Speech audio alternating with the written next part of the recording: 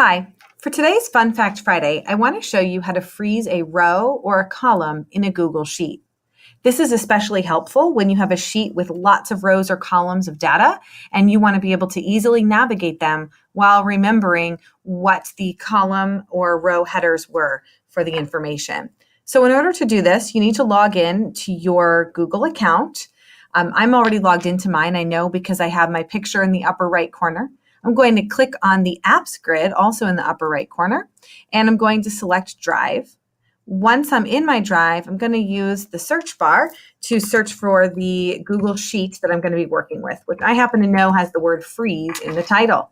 And here it is, so I'm going to open that. And now that I'm looking at my Google Sheet, I can see that I don't have any columns or rows frozen at this time. And I want to look at the information. This happens to be responses to a form that I'm looking at. And as you can see, as I scroll, some of the responses are really long and they go really far to the right. And they're just going and going and going. And it's really hard for me to remember what is column J actually supposed to be referencing. So it can be extremely helpful to have this header bar frozen. So in order to do that, I'm going to select the bar that I want frozen. You don't necessarily need to do that, by the way. And I'm going to go to View, Freeze, and you can do up to current row. That's what I have selected. You could also just click one row, two rows, etc. So I'm going to do up to current row.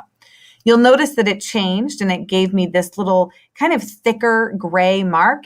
And now when I scroll, notice that it stays in its position, but the content that I'm looking at now is continued to line up.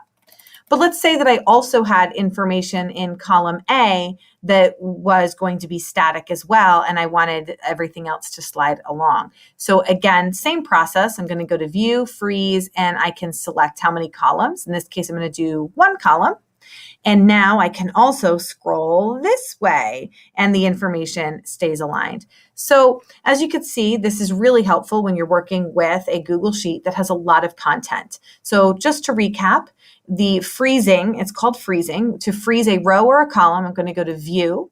I'm going to select Freeze. And from the side menu that appears there, I'm going to select how much I want to freeze, or in this case, unfreeze. I'm going to unfreeze that column and it goes back to normal. So I hope this was helpful.